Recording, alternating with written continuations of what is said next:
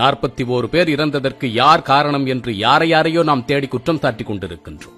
ஆனால் உண்மையான காரணம் ஒரு தலைமுறையை முறையாக வழிநடத்த தவறிய பெற்றோர்கள்தான். இன்னும் சொல்வதானால் ஒரு தலைமுறையை முற்றிலுமாக நாம் சீர்கெடுத்து விட்டோம். ஒரு 10 வயது மதிக்கத்தக்க சிறுவன் காலை 5:30 மணிக்கு கொடியை பிடித்துக் கொண்டு கட்சி கூட்டத்திற்கு இடம் பிடிக்க செல்லுகின்றேன் என்று கூறுகின்றான். இதுதான் சரியான வளர்ப்பு முறையா? இதை யார் தடுத்திருக்க வேண்டும்? காவல்துறையா, அரசாங்கமா? யார் தடுக்க முடியும்? வீட்டில் இருக்கக்கூடிய பெற்றோர்கள் என்ன செய்து கொண்டிருக்கின்றீர்கள்? காலை 5:30 மணிக்கு பள்ளியில் ஸ்பெஷல் கிளாஸ் இருக்கின்றது, சிறப்பு வகுப்பு.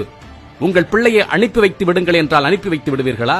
எவ்வளவு பொங்குவீர்கள்! ஆனால் 5:30 மணிக்கு கொடிபிடித்துக் கொண்டு கூட்டத்திற்கு செல்லுகின்ற ஒரு மாணவனை எப்படி உங்களால் அனுமதிக்க முடிகின்றது?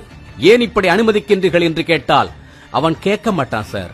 அவனை கண்ட்ரோல் பண்ண முடியாது சார். அவன் சின்ன வயசுல இருந்து எதை நினைக்கிறானோ அதை தான் சார் செய்வான். எங்களால ஒண்ணுமே பண்ண முடியாது சார் என்று கேவலமான பதில்கள் எல்லாம் வரும். நன்றாக ஒன்றை மனதில் வைத்துக் கொள்ளுங்கள். ஒடித்து வளர்க்காத முருங்கையும் அடித்து வளர்க்காத பிள்ளையும் உருதேராது என்று கிராமத்தில் கூறுவார்கள். இதை நான் கூறும்பொழுது நீங்கள் என்னை பிற்போக்குவாதி என்று கூட நினைத்துக் கொள்ளுங்கள். ஆனால் உங்கள் பிள்ளைகளை நீங்கள் கண்டித்து வளர்க்கவில்லை என்று சொன்னால் ஒரு நாள் ஊரே கூடி அவனை கண்டிக்கும், ஊரே கூடி அவனை தண்டிக்கும். அதற்கு நீங்கள் தயாராக இருந்து கொள்ளுங்கள். உங்கள் பிள்ளைகள் 3 வயதில் ஒரு தேவையற்ற பொருளை கேட்டு அடம் பிடித்து உருண்டு பெறலும் பொழுதே அவர்களை நீங்கள் கட்டுப்படுத்த முடியவில்லை என்று சொன்னால், கட்டுப்படுத்த தவறிவிட்டீர்கள் என்று சொன்னால், அவன் வளர்ந்த பிறகு 5 லட்சம் மதிப்புள்ள வண்டிகளை வாங்கிக் கொடு என்று கேட்கும் பொழுது உங்களால் அதில் இருந்து தப்ப முடியாது.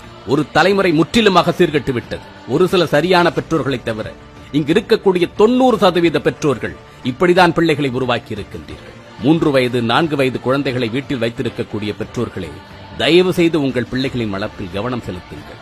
எல்லாவற்றையும் அவனுக்கு கொடுத்து விட வேண்டும், தோல்வியே தெரியாமல் அவன் வளர்ந்து விட வேண்டும் என்று முட்டாள்தனமாக நினைத்துக் கொள்ளாதீர்கள். சிறிய சிறிய தோல்விகளை பிள்ளைகள் சந்திக்க வேண்டும். சிறிய சிறிய ஏமாற்றங்களை கூட அவர்கள் அனுபவிக்க வேண்டும். ஒன்று தனக்கு கிடைக்கவில்லை என்று சொன்னால் தன்னைத்தானே சமாதானப்படுத்திக் கொள்ள வேண்டும். எப்படிப்பட்ட இன்னல்களில் இருந்தும் பிரச்சனைகளில் இருந்தும் நம்மால் மீண்டு வர முடியும், இதை நம்மால் கடந்து வர முடியும் என்ற நம்பிக்கையை, எண்ணத்தை அவர்களுக்கு ஊட்டி நீங்கள் வளர்க்க வேண்டும்.